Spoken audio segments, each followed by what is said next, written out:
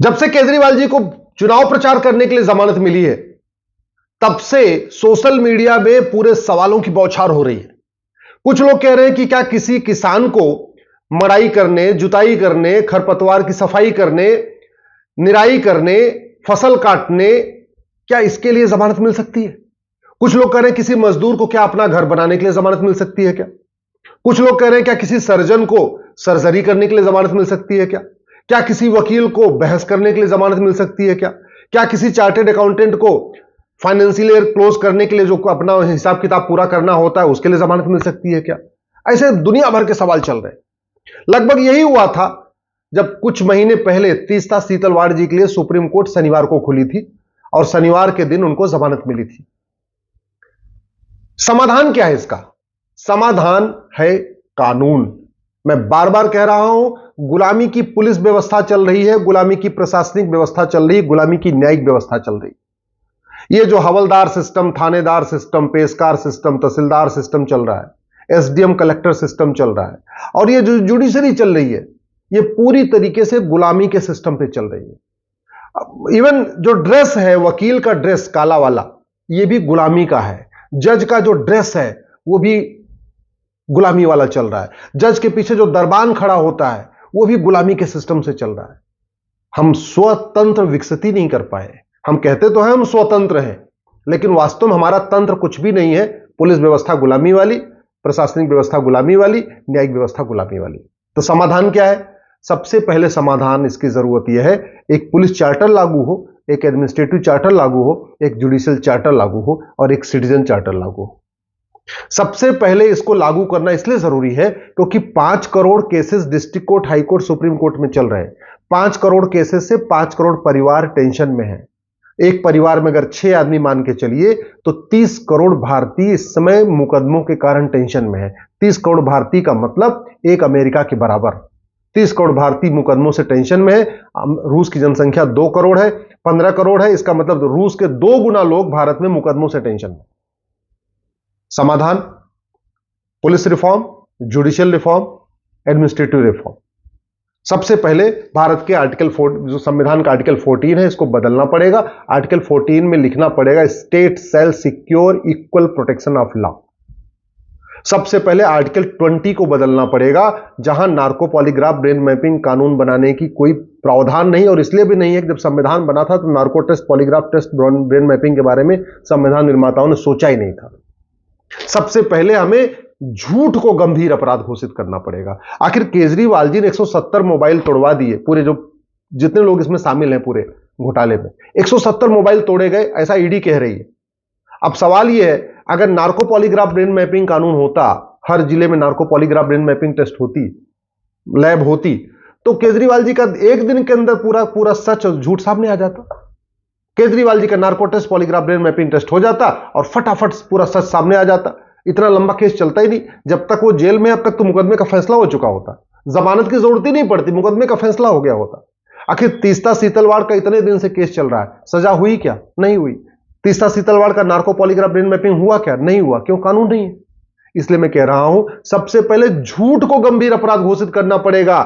झूठी शिकायत करना, झूठा एफआईआर करना, झूठी जांच करना, झूठी चार्जशीट फाइल करना, झूठा मुकदमे का फैसला देना, झूठा हलफनामा दाखिल करना, झूठी गवाही देना, इसको 10 से 20 साल के लिए आपको गंभीर अपराध घोषित करना पड़ेगा।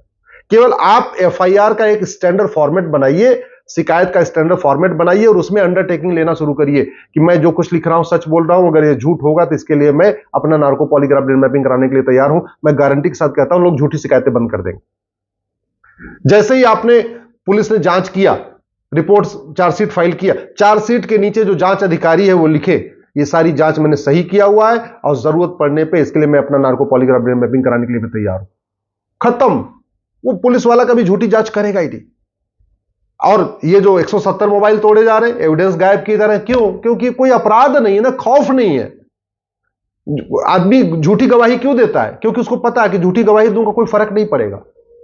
तो सही गवाही देने वाले और झूठी गवाही देने में कोई फर्क ही नहीं है। सही शिकायत करने वाले और झूठी शिकायत करने में कोई फर्क ही नहीं है।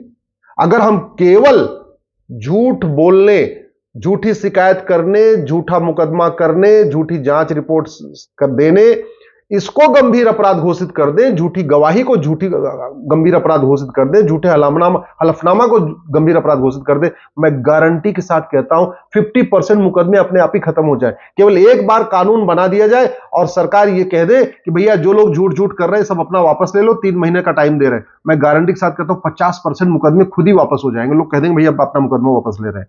जितने लोग झूठी गवाही दे चुके हैं वो कहेंगे ऐसा जी हमारी गवाही वापस ले लो, मैं अपनी गवाही वापस लेता हूं। जिन्होंने झूठी चार्जशीट फाइल किया है पुलिस ने, वो कहेंगे ऐसा मैं अपनी चार्जशीट वापस ले रहा हूं। जिन्होंने झूठा मुकदमा दर्ज कराया बोले जी मैं अपना मुकदमा वापस ले रहा हूं। क्यों? क्योंकि झूठ बोलने पे 10 से 20 साल सजा होगी। अभी वो है नहीं तो सब चलता जा रहा है। दूसरा क्या तरीका है? एक हमें जुडिशियल चार्टर लागू करना पड़ेगा। ये जो अमीर के लिए अलग न्याय का सिस्टम चल रहा है, गरीब के लिए अलग चल रहा है ना, इसको बदलना पड़ेगा। इसके लिए हमें जुडिशियल चार्टर लागू करना पड़ेगा। और ये जो लंबी लंबी तारीखें होती हैं, ऐसा क्यों कि केजरीवाल जी का मुकदमा डे टू डे सुना जाएगा, केजरीवाल जी का मुकदमे पे हर हफ्ते सुनवाई होगी, और एक किसान, एक मजदूर, एक आदिवासी बेचारा गरीब जिसके पास बड़े वकील नहीं है, जिसके पास सिब्बल जी, सिंघवी जी या सलमान खुर्शीद जी या कपिल सिब्बल साहब या इस तरीके के बड़े वकील जो लोग हायर नहीं कर सकते, उसको 6-6 महीने की तारीख मिलेगी। और जैसे कोई बड़ा वकील आ जाएगा उसको एक हफ्ते की तारीख मिलेगी। ये बंद करना पड़ेगा। एक हमें जुडिशियल चार्टर लागू ही करना पड़ेगा। ऐसे ही 1 घंटे के अंदर एफआईआर हो, 1 महीने के अंदर जांच पूरी हो, इसके लिए हमें पुलिस चार्टर लागू ही करना पड़ेगा।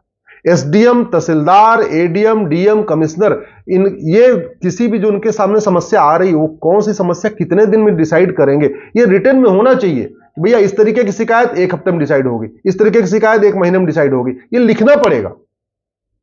अब आर्टिकल 39A कहता है सबको इक्वल जस्टिस मिलना चाहिए। कहां इक्वल जस्टिस मिल रहा है?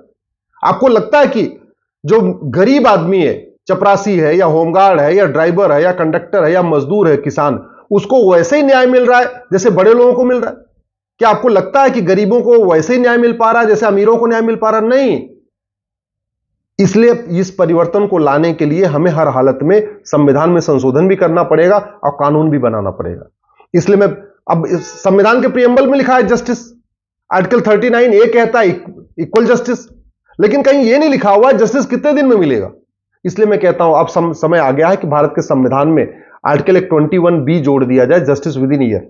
आखिर हमने article 21 right to life liberty के बाद आर्टिकल 21A जोड़ा, राइट टू एजुकेशन बनाया। इसमें 2 और जरूर है, राइट टू हेल्थ और राइट टू जस्टिस। इसमें आर्टिकल 21B और आर्टिकल 21C, ये 2 जोड़ना जरूरी है। इसी तरीके से आर्टिकल 14 को बदलना जरूरी है और लिखना चाहिए state shall secure equal protection of law. तो जस्टिस विद इन ईयर लागू करने के लिए सबसे पहले हमें 1 नेशन 1 पिनल कोड लागू करना पड़ेगा।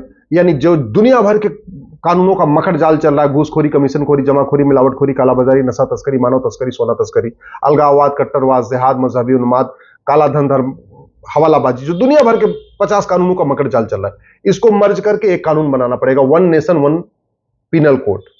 जो हमने पुलिस व्यवस्था अलग अलग चल रही है, हर राज्य की पुलिस अपने अपने हिसाब से काम कर रही है, उसको ठीक करने के लिए 1 नेशन 1 पुलिस कोड। तो दूसरा कानून हो गया पहला 1 नेशन 1 पिनल कोड, दूसरा 1 नेशन 1 पुलिस कोड। तीसरा 1 नेशन 1 एविडेंस कोड। पूरे देश में सबके लिए एक एविडेंस कोड होगा, नार्को पॉलीग्राफ ब्रेन मैपिंग अनिवार्य होगा और झूठ गंभीर अपराध होगा। जैसे इसको हम डालेंगे खौफ पैदा हो जाएगा, लोग झूठी गवाही बंद कर देंगे, झूठी शिकायत अपने आप बंद कर देंगे। और फिर 1 नेशन 1 जुडिशियल कोर्ट। आर्टिकल 50 कहता है सेपरेशन ऑफ जुडिशरी, लेकिन अगर आप हाई कोर्ट, सुप्रीम कोर्ट में जाइए तो आप देखेंगे आपको आधे सांसद विधायक तो वहीं आके आपको सुप्रीम कोर्ट में नजर आएंगे। अरे भाई, जब जज जाके सिटिंग जज संसद में सांसद नहीं बन सकता, सिटिंग जज और कोई काम नहीं कर सकता, सिटिंग जज तो छोड़िए, कलेक्टर, कप्तान, कोई भी पब्लिक सर्वेंट दूसरा काम नहीं कर सकता नौकरी में रहते हुए। तो ये सांसद विधायक तो पब्लिक सर्वेंट है, तो ये सिटिंग सांसद, सिटिंग विधायक आके कैसे वकालत कर सकते हैं हाई कोर्ट, सुप्रीम कोर्ट में? इसको भी बैन करना पड़ेगा। आर्टिकल 50 कहता है सेपरेशन ऑफ जुडिशरी, लेकिन कानून नहीं बनाया गया। और सबसे इंपॉर्टेंट, जजेस की रिस्पॉन्सिबिलिटी तय करने के लिए एक जुडिशियल चार्टर लागू करना पड़ेगा। कोई भी तारीख 1 सप्ताह से ज्यादा की नहीं होनी चाहिए। अगर आप सोमवार को मुकदमा सुन रहे हैं तो हर सोमवार को उस मुकदमे को सुनिए जब तक वो खत्म नहीं हो जाता। जो मुकदमा मंगलवार को आ रहा है, हर मंगलवार को उसको सुनिए जब तक वो खत्म नहीं हो जाता। जो मुकदमा बुधवार को आ रहा है, हर बुधवार को सुनिए जब तक वो खत्म नहीं हो जाता। और सबसे बड़ी बात ये, जो झूठा मिले, अंत में जो मुकदमा चलता है उसमें एक आदमी सच होता है, एक आदमी झूठ होता है। जैसे वसीयत का मुकदमा है, जमीन का मुकदमा है, कैश का मुकदमा है, फ्रॉड का, कोई सा मुकदमा है, उसमें एक सच होता है, एक झूठ होता है। होता क्या है कि मुकदमे की सुनवाई के बाद हम कहते हैं भैया ये आदमी जीत गया, ये जमीन इसकी है। लेकिन सवाल यह, जिसने 40 साल मुकदमा झूठा लड़ाया, उसको कोई दंड मिलता ही नहीं, उसको कोई खौफ, उसके ऊपर उसको कोई खौफ ही नहीं कानून का। तो वो जब तक प्रावधान नहीं होगा झूठा मुकदमा करने का, जब तक उसके ऊपर कठोर दंड नहीं होगा, तब तक ये रुकेगा नहीं। इसलिए मैं आप लोगों से निवेदन करता हूं, मैं जस्टिस विद इन आवर की बात नहीं कर रहा हूं, 1 घंटे में न्याय की बात नहीं कर रहा हूं। मैं जस्टिस विद इन डे की बात नहीं कर रहा हूं कि 1 दिन के अंदर न्याय हो।